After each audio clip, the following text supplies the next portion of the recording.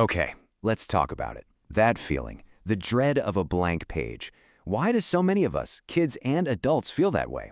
We're going to dig into that using Julie Bogart's fantastic book, Help, My Kid Hates Writing, as our guide. And right off the bat, the book just nails it with this quote. I mean, who hasn't felt this? Writing can be absolutely terrifying. And you know, this isn't just a kid problem. It's a human problem. That fear of putting your ideas down on paper where someone can judge them, oh yeah, that's real. And it starts way earlier than you might think. Does this one give you a little twitch? You know what I'm talking about, that panic? You're trying to make a brilliant point, and suddenly you're frozen, worrying about its versus its. You know the rule, you really do, but in the moment, your brain just short circuits. Or maybe it's this word. A-C-O. Wait, is it two C's? Two M's? Both? That little moment of doubt, right? It's wild how one silly word can just completely derail your train of thought. And get this, it's not just us. The author estimates that a whopping 75 to 80% of adults still feel kind of intimidated by writing. Think about that. After years and years of school, that feeling of, am I doing this right, just sticks around. So where does this all come from? Well, a big part of the problem, according to the book, is how we're taught to write. We get so hung up on not making mistakes that we fall into what the author calls the perfect writing trap. It's less about expressing an idea and more about avoiding the red pen. And this story, man, this one hits hard. It's about a guy named Ken. In 5th grade, he writes this amazing story, pours his heart into it, and he gets 2 grades back. An A for the story itself and an F for grammar. Which one do you think he remembered? All he saw was that F. And he said he never put his heart into writing again. That's just crushing. Okay, so look at this. This is the perfect illustration of the problem. On the left, you've got the checklist, the rigid formula. Begin with a topic sentence, include 3 supporting sentences. It's so dry.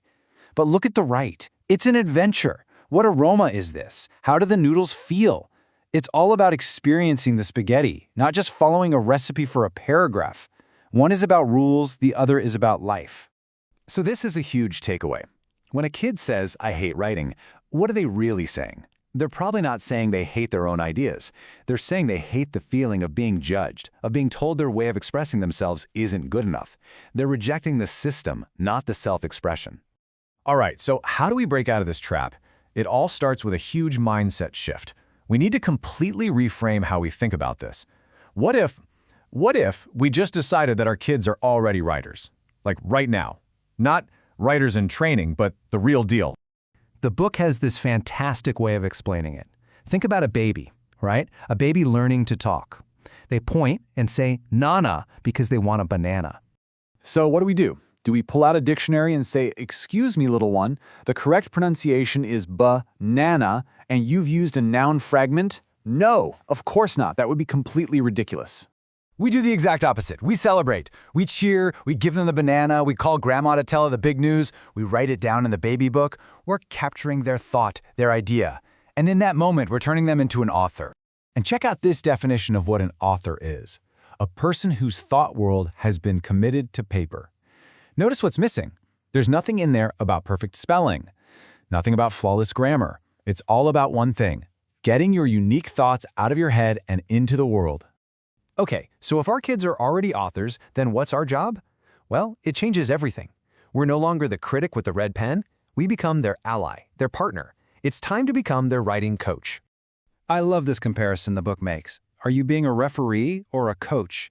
A ref just stands on the sidelines and blows the whistle when you mess up. They hand out penalties. But a coach? A coach is on your side. They're in it with you, helping you build skills, focusing on your growth, helping you win. So what does being a coach look like in practice? Here's a super simple but powerful strategy called jot it down. It's exactly what it sounds like. You just listen, and when your child says something cool or funny or interesting, you jot it down. Put it on a sticky note. That simple act sends a huge message.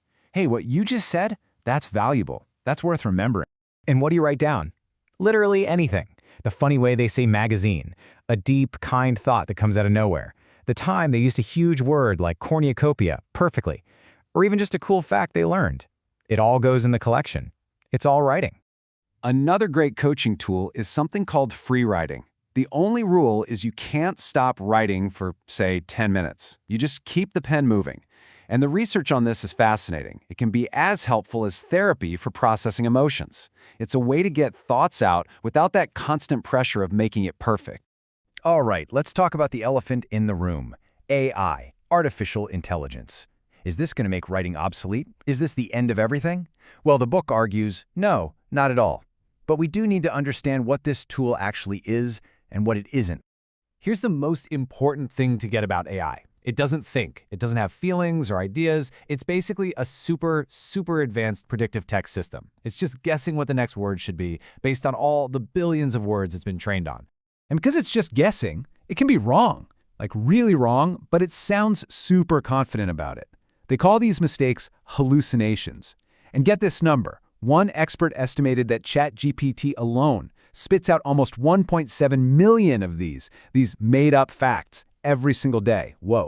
But let's be real. We've been here before, right? People freaked out about calculators, thinking kids would forget how to do math. They freaked out about spell check. They freaked out about Wikipedia. And what happened?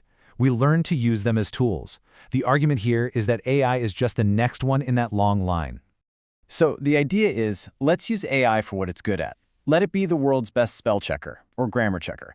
Let it help with the mechanical stuff. But we have to make it super clear to our kids that the most important part, the unique ideas, the funny stories, the surprising connections, that stuff can only come from one place: their own amazing, one-of-a-kind brain. And that really brings us to the big, final idea. What if we just changed the goal? What if we stopped aiming for perfect writing and started aiming for brave writing? Just encouraging our kids to be brave enough to put their thoughts down, mistakes and all. Maybe that's the real key to helping them not just write, but to love writing.